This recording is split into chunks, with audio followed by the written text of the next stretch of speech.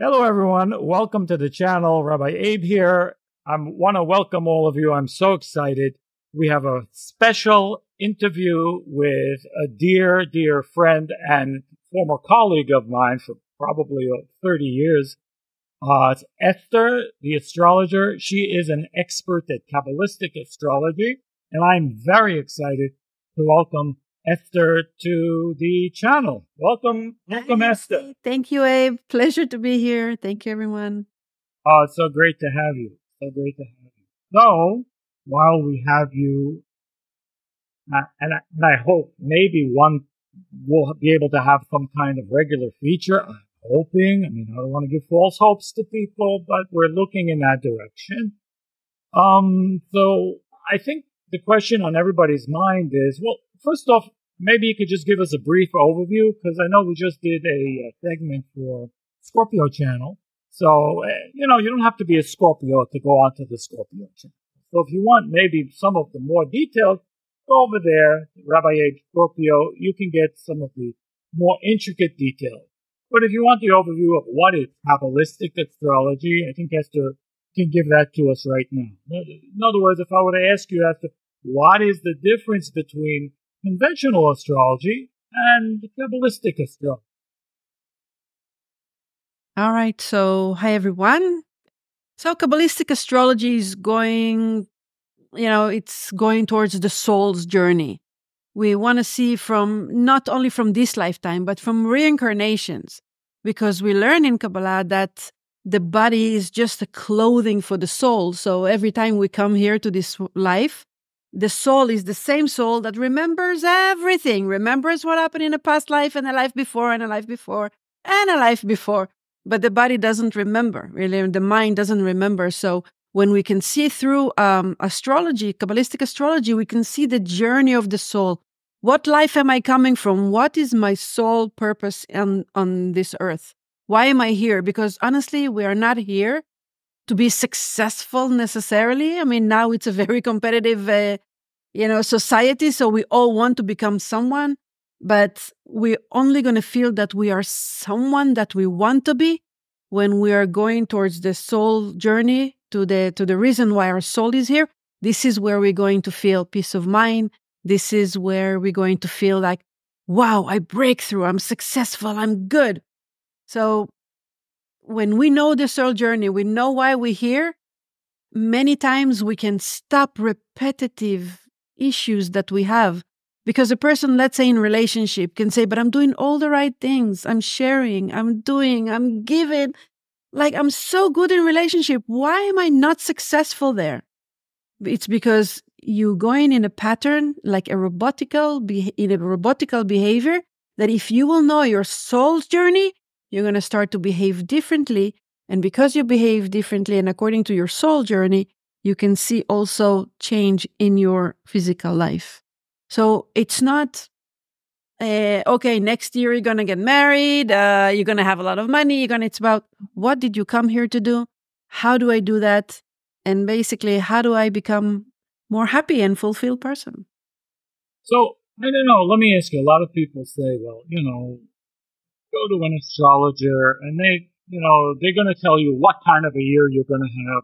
They're going to tell you the future. Is that the purpose of astrology, at least the Kabbalistic astrology?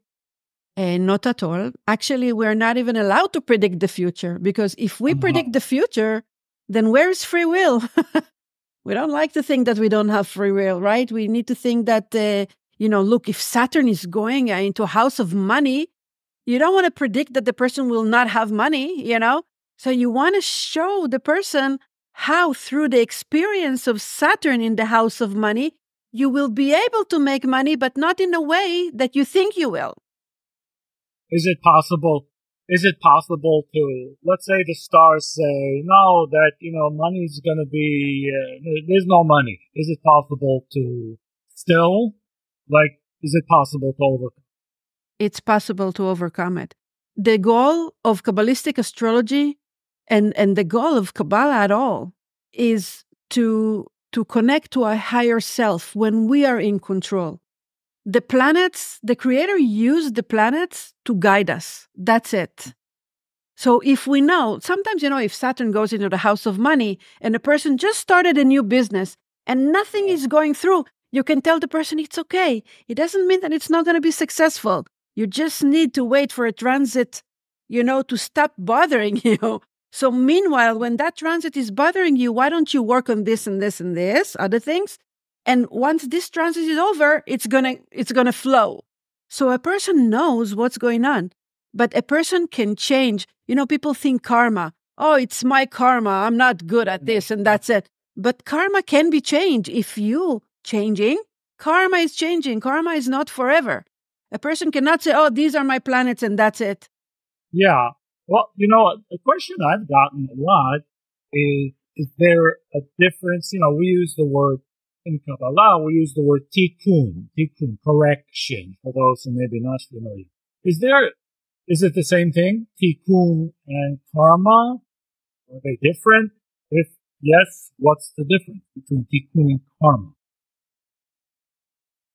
Karma is things that the physical body, right? We have the physical mind. It's our own subconscious. So if in my subconscious, I made a mistake and my belief system believes that every time I make a mistake, I need to pay the price. Every time I'm going to make the smallest mistake, I'm going to pay the price. Because my subconscious remember that karma of once I made a mistake, and now I cannot make any more mistakes because the consequences was really bad.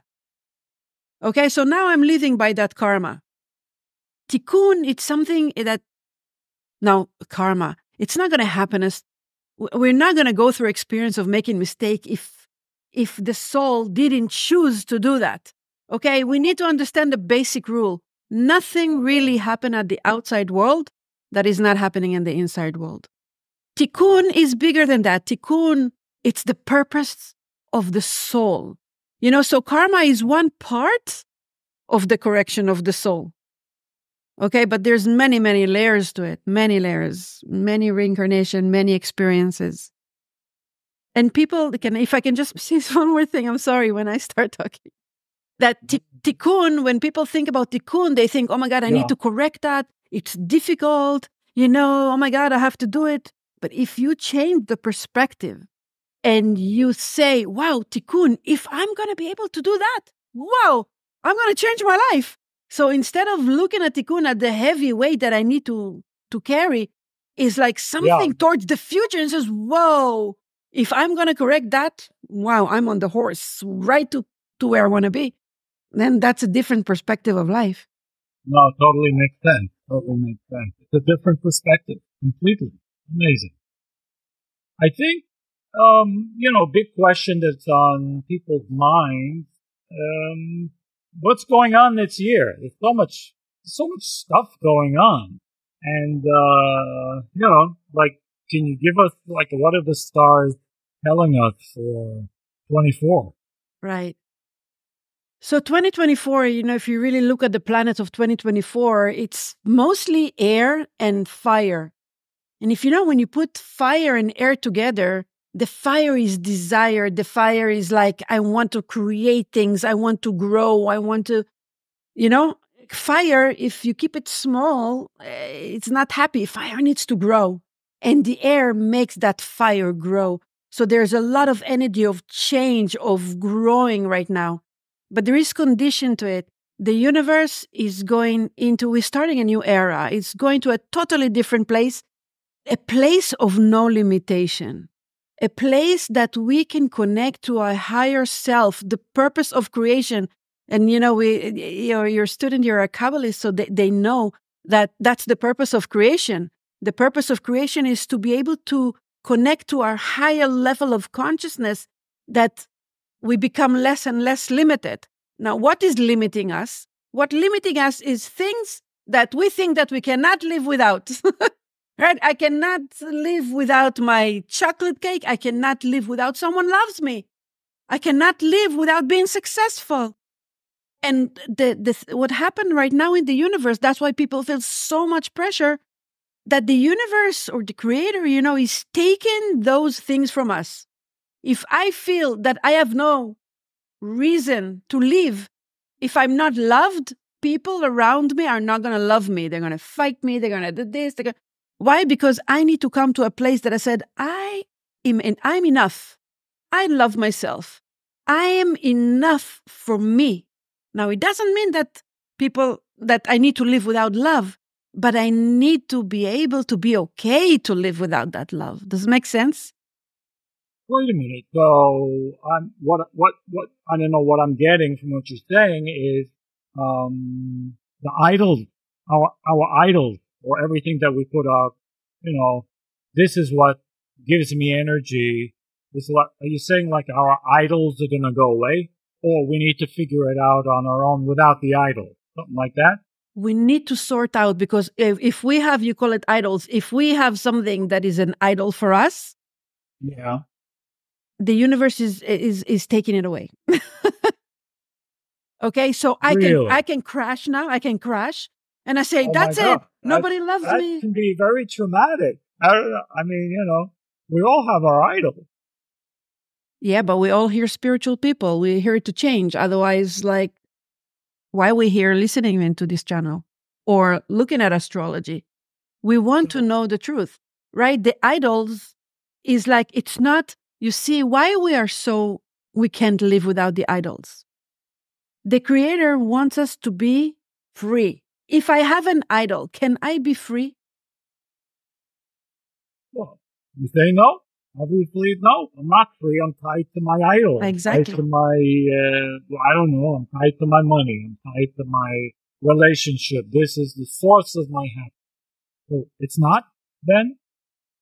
No, nothing is the source of our happiness. The only source of our happiness is our soul constantly growing. But it's important, listen, we're human beings. We want the physical things around us. We are not as righteous people, right? So that's what I'm saying. The universe is saying, you love money. It doesn't mean that you're not going to have money. But don't think for a second that money will make you happy. Because if you think that money will make you happy, you're not going to have money. So people that's different. Yeah. So people that right now think that's it, money. I need money because I don't have this and I don't have that and I don't have that. Right. And it consumed their life. And you think that if you're going to pray more or be a little bit more obsessive, you will have money. You're not going to have money. You will have money if you're going to say, it's okay. It's okay. I don't need money right now. I'm going to be okay. I want to. I'm not let it go, but I'm still can be happy without it. Right. So, I just spoke with someone who they told me, well, I don't like the relationship I'm in, but there's another relationship waiting for me, and I know that's going to make me happy. Mm-mm.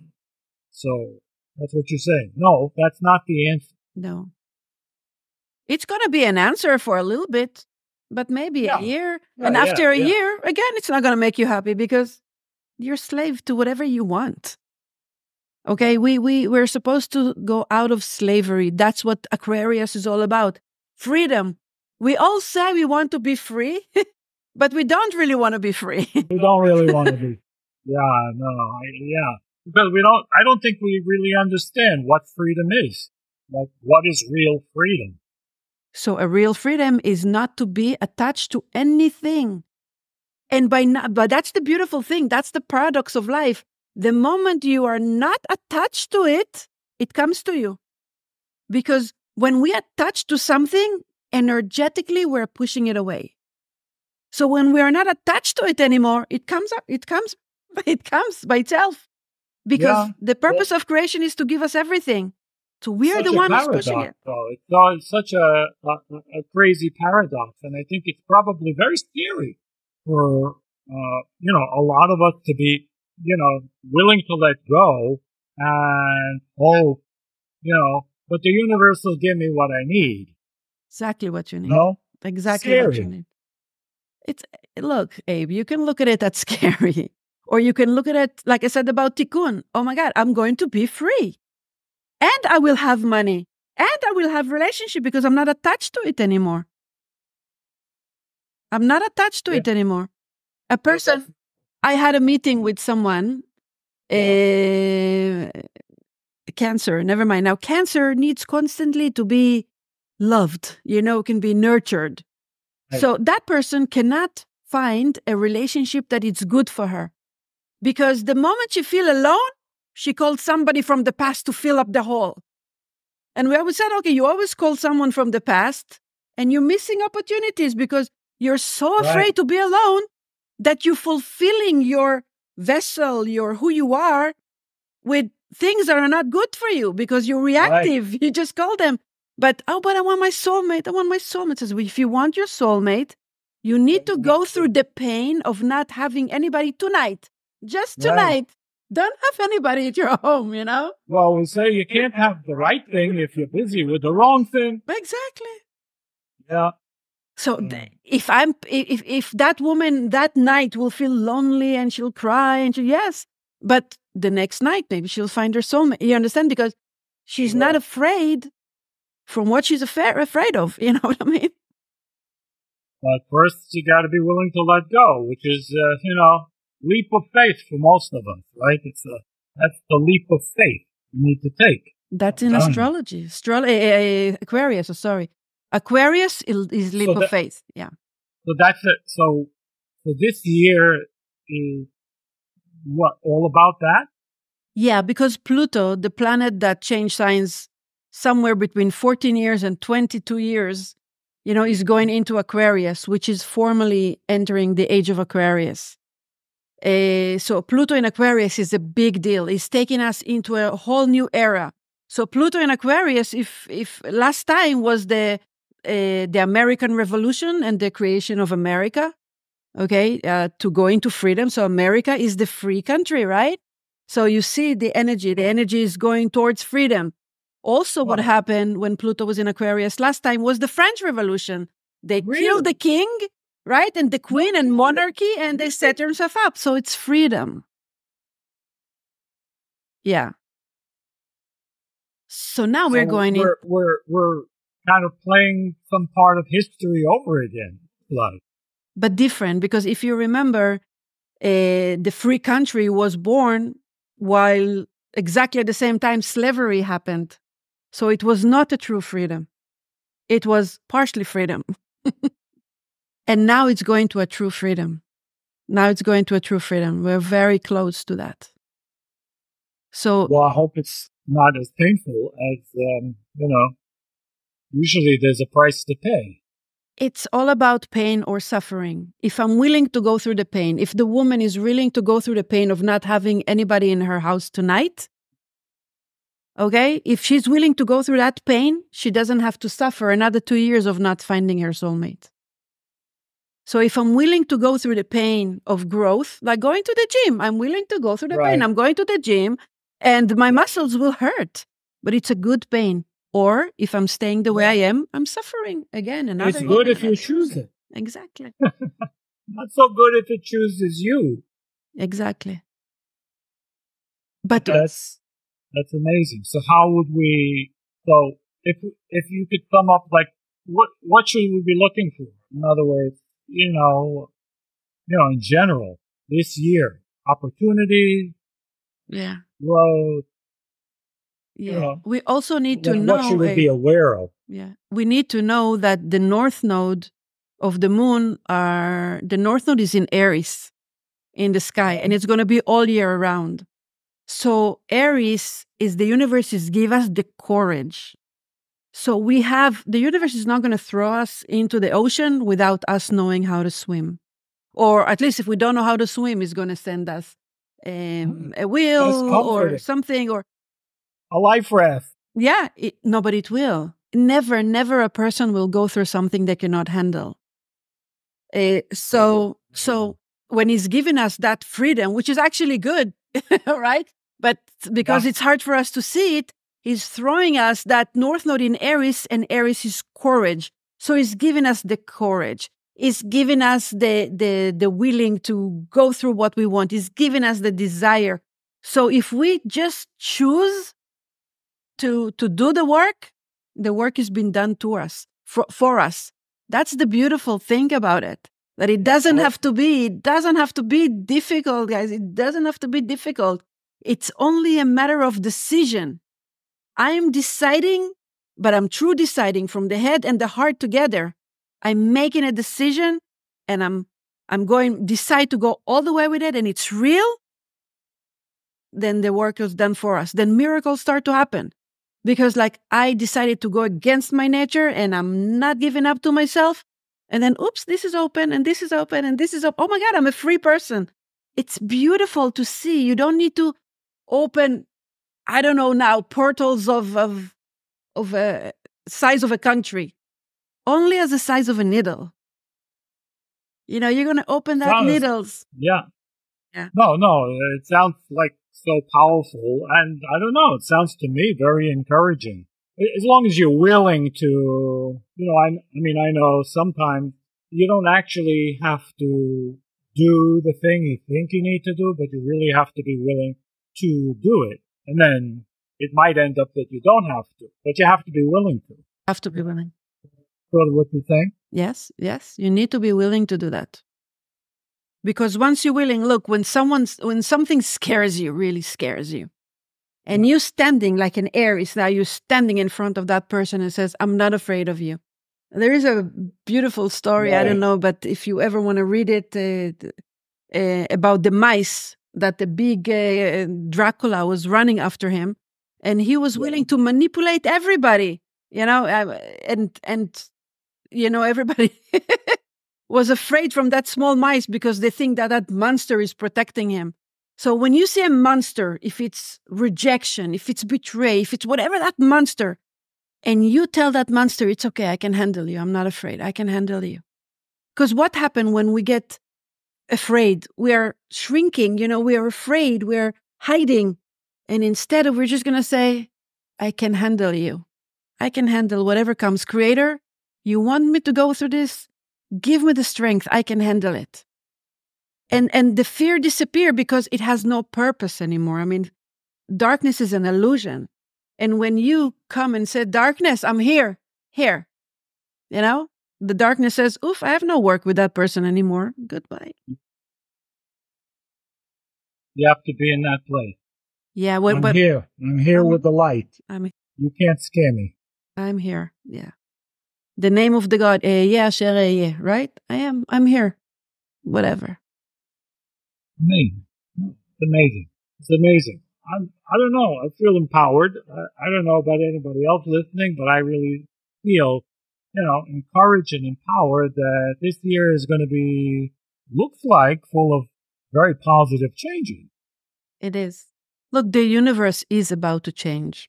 Technology is about to change.